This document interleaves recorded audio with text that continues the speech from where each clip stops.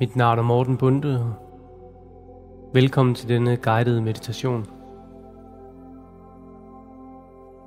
Før vi starter, vil jeg gerne introducere dig til det, vi nu skal til at opleve. Du kan lukke øjnene, men hvis du foretrækker at sidde med åbne øjnene for nu, så er det også okay. Jeg vil fortælle dig, hvornår meditationen starter, og du vil også høre det ved ændringen af baggrundsmusikken.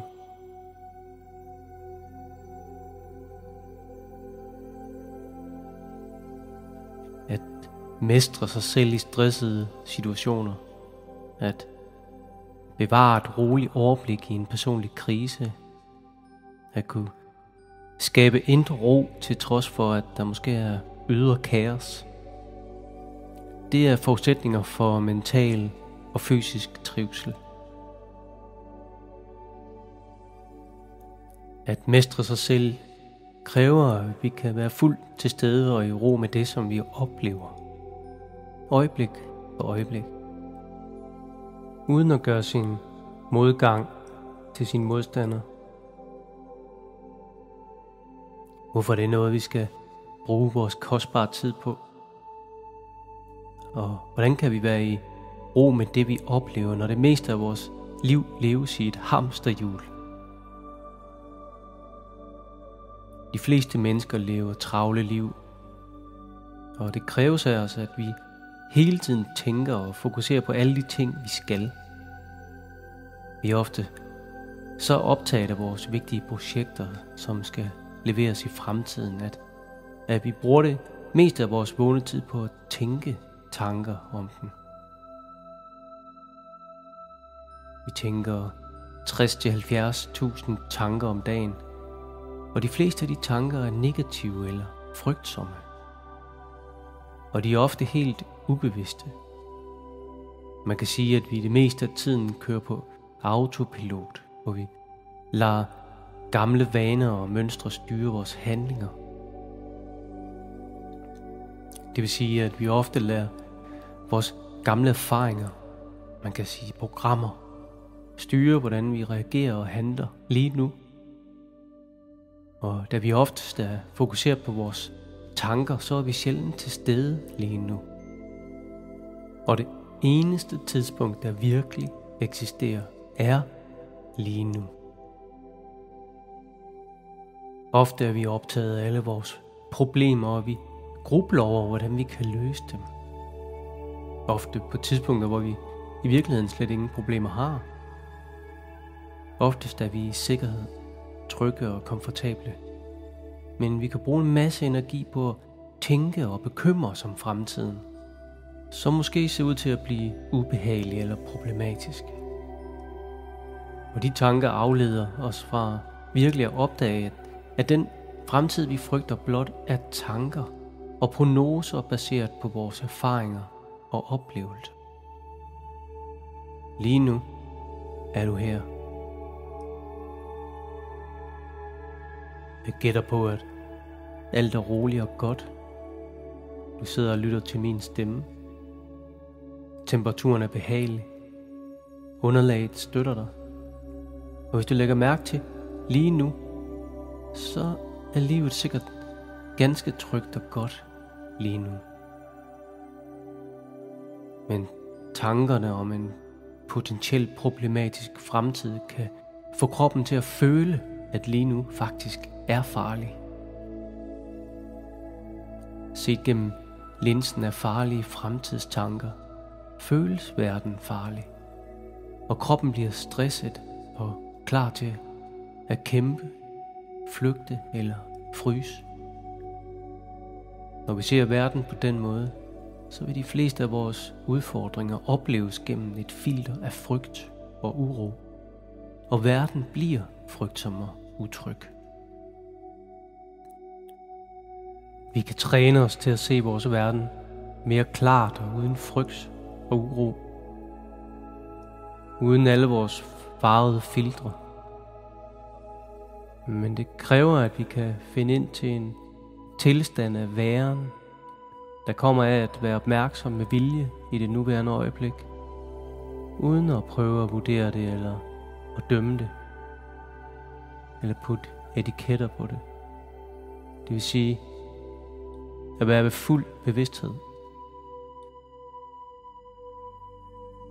Med opmærksomhed og fokus rettet mod det nuværende øjeblik, hvor vi bliver opmærksom på vores tanker, vores følelser og vores krop, så kan vi skabe et lille tomrum mellem det vi oplever og måden hvorpå vi reagerer på det vi oplever. En lille pause.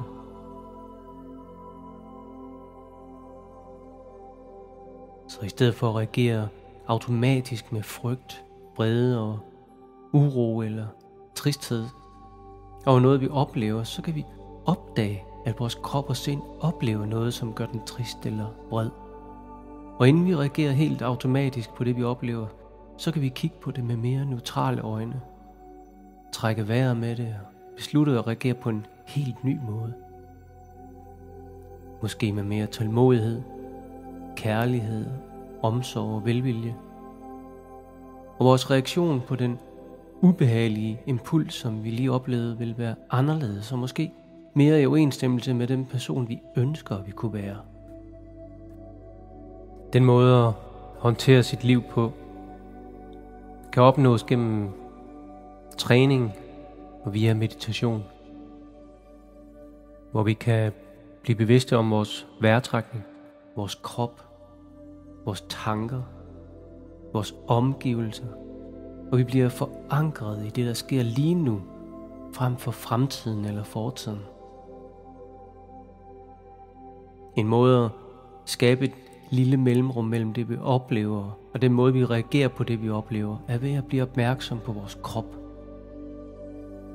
At flytte dele af opmærksomheden ned i kroppen, mens vi oplever verden omkring os.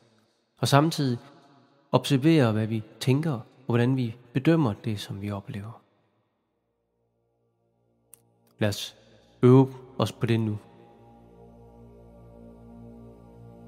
Sæt dig godt til rette i din stol og ret let på kroppen, til du har fundet en behagelig måde at sidde på. Og lad dine fødder hvile på gulvet, og måske lad hænderne hvile i dit skød. Og luk så forsigtigt dine øjne.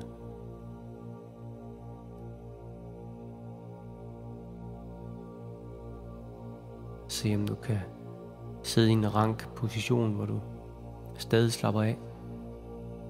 Og lyt til lyden af klokken, der ringer.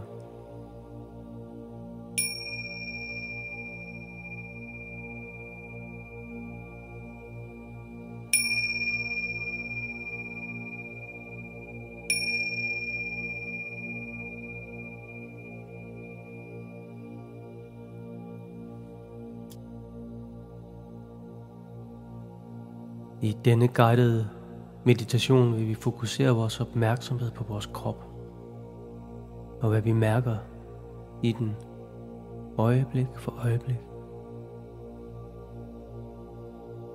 Det vil hjælpe med at forankre din bevidsthed til, hvad du oplever lige nu.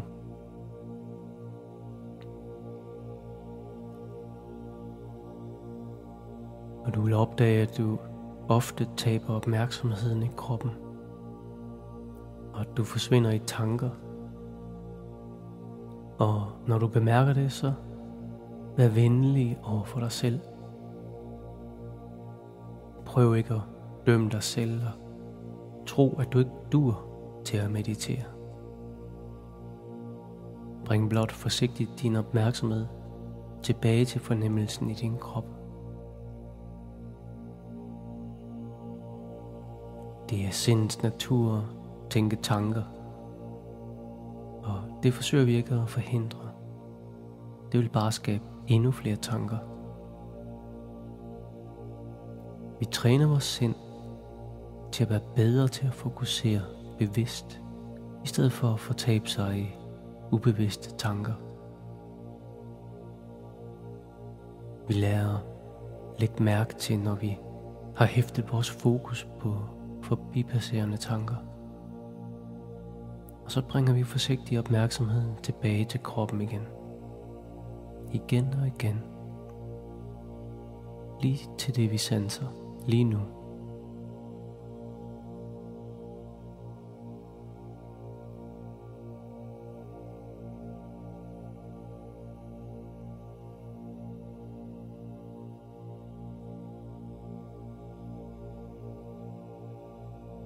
Bring nu din opmærksomhed til bunden af dine fødder.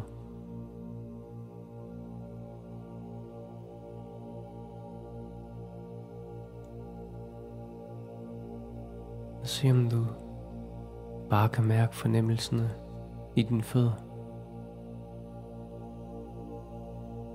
Mærk hvor de hviler mod gulvet. Lige præcis som det er lige nu.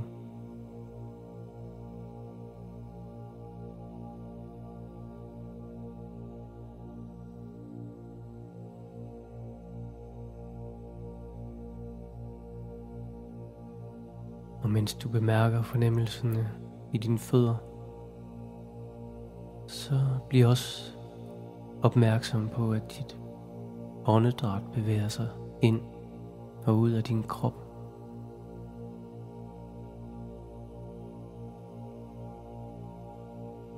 Se om du kan forestille dig, at dit åndedræt bevæger sig ind og ud gennem bunden af dine fødder.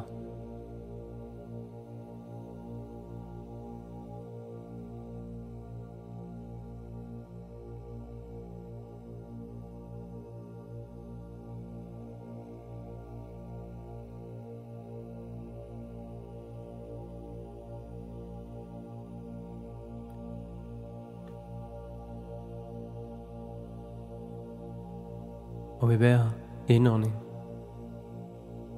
tillad spændinger at forsvinde ud med udåndingen fra dine fødder.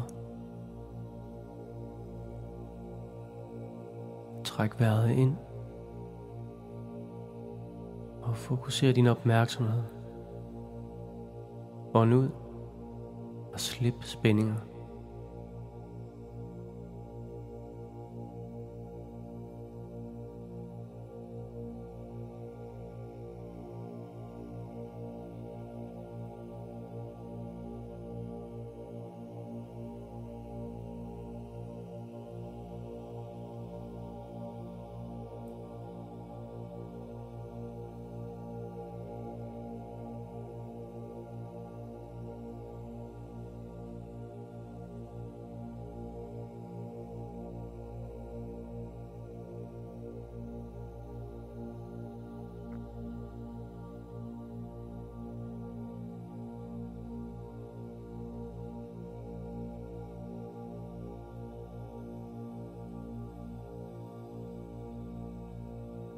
Og bring nu din opmærksomhed til tæerne.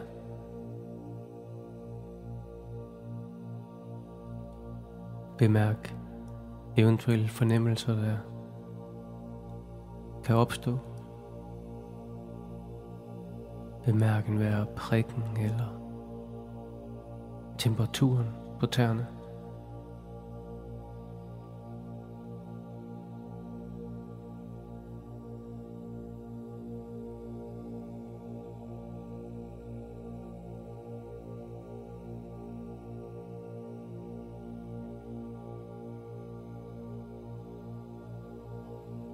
Og flyt nu din opmærksomhed til hælene.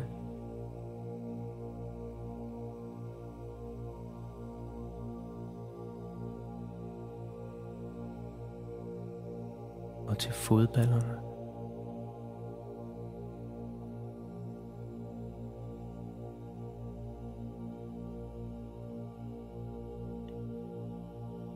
Og læg mærke til følelsen af dine fødder, når de rører gulvet.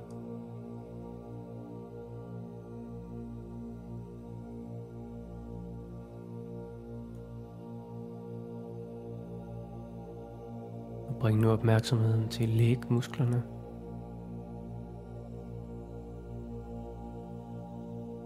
Og skinnebenene.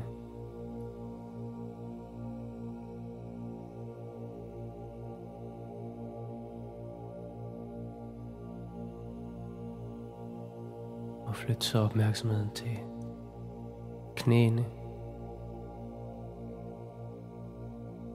Og inden i knæene.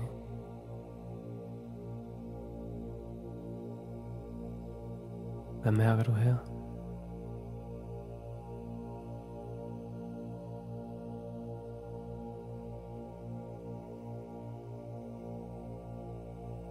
Og op til lårmusklerne.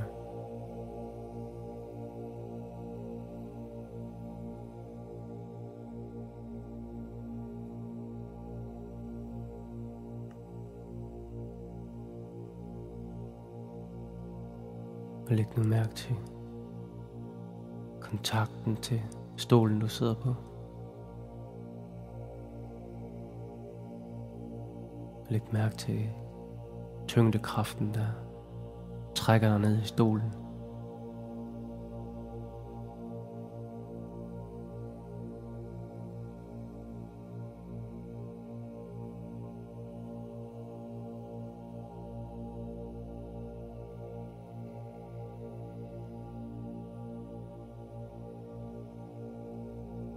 Og mærk bækkenregionen.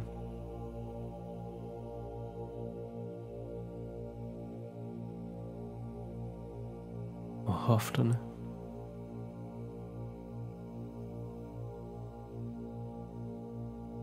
Og taljen.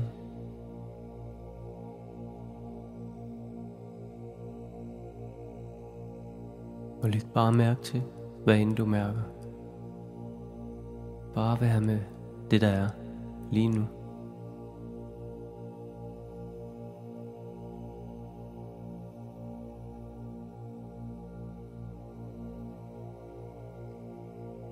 Og hvis du opdager, at en tanke har taget dit fokus, så vender du bare blidt tilbage til guidningen og til din fornemmelse i kroppen.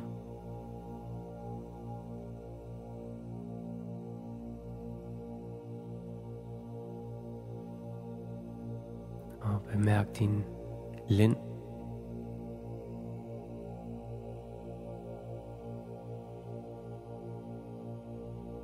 Og følg ryggraden op til midten af ryggen.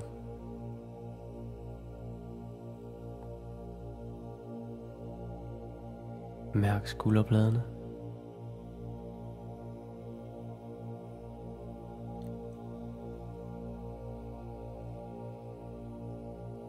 Og dine skuldre.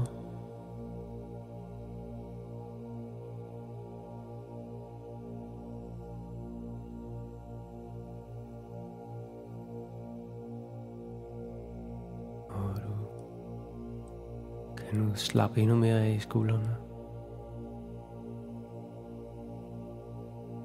Flyt opmærksomheden til din overarm.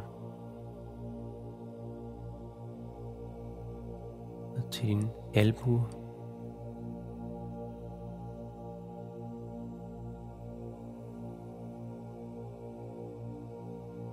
Til din underarme.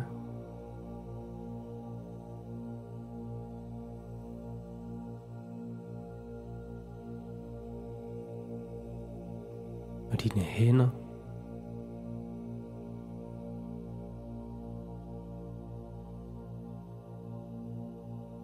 Og helt ud i fingerspidserne.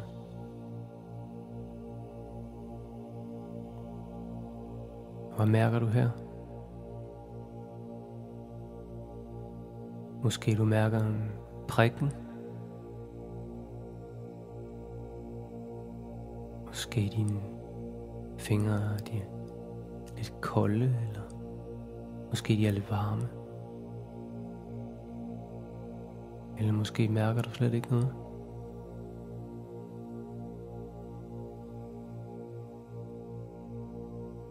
Der er ingen bestemt måde, du skal være på, eller noget bestemt, du skal mærke. Det er bare, som det er.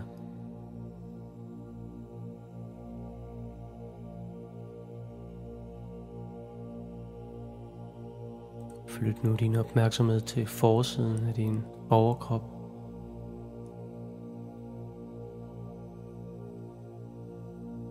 til brystkassen,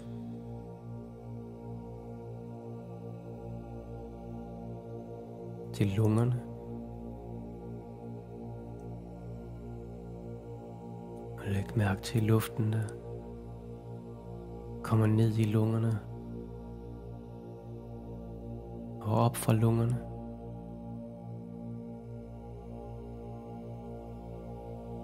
Bemærk, hvordan kroppen bevæger sig i takt med vejrtrækningen.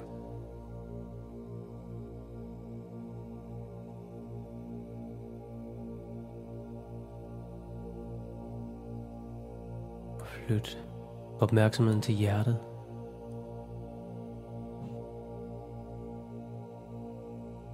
Og læg mærke til dit hjerte, der slår.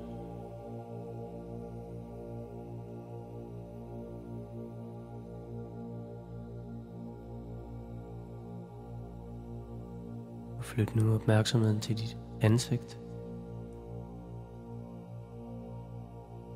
Til hagen.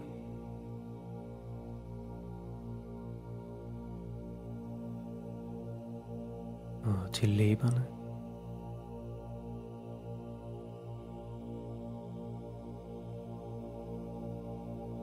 Næsen.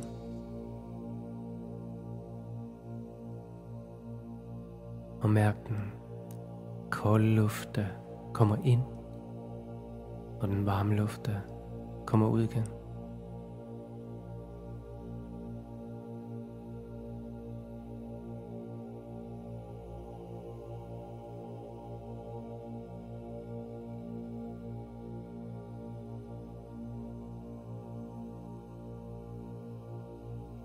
Og flyt din opmærksomhed op til øjnene.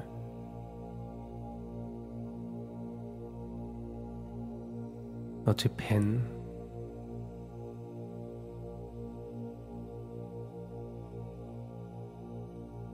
Og toppen af dit hoved.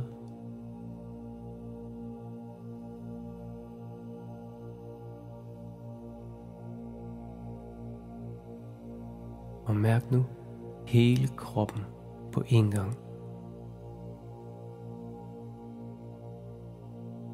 Og forestil dig, at du har et lille indåndingshul i toppen af hovedet.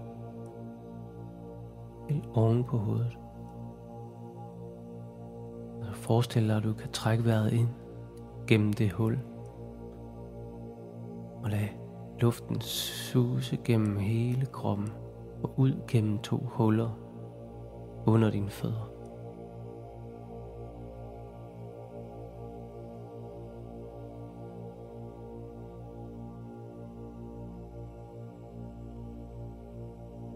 Så du får en fornemmelse af luften, der strømmer som en bølge gennem hele kroppen.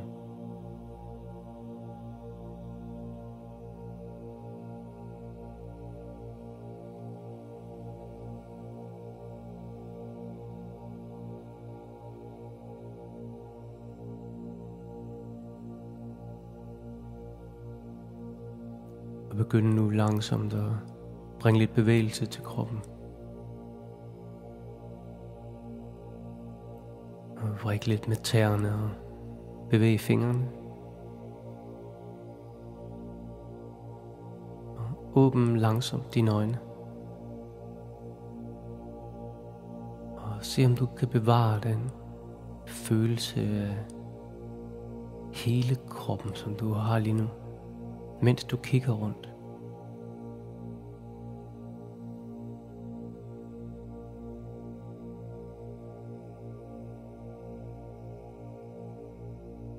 Den måde at være i kontakt med din krop og din vejrtrækning er en tilstand, du kan tage med dig ud i hverdagen. Men når du oplever travle perioder, måske endda stressende perioder, så kan du bruge din krop og din vejrtrækning som et anker til det nuværende øjeblik. Så dine tanker og bekymringer ikke får lov at tage hele dit fokus. På den måde kan du opdage, at det ofte er dine tanker om situationer, der stresser dig, og ikke selve situationerne. du beslutter, om en situation er truende eller ikke truende.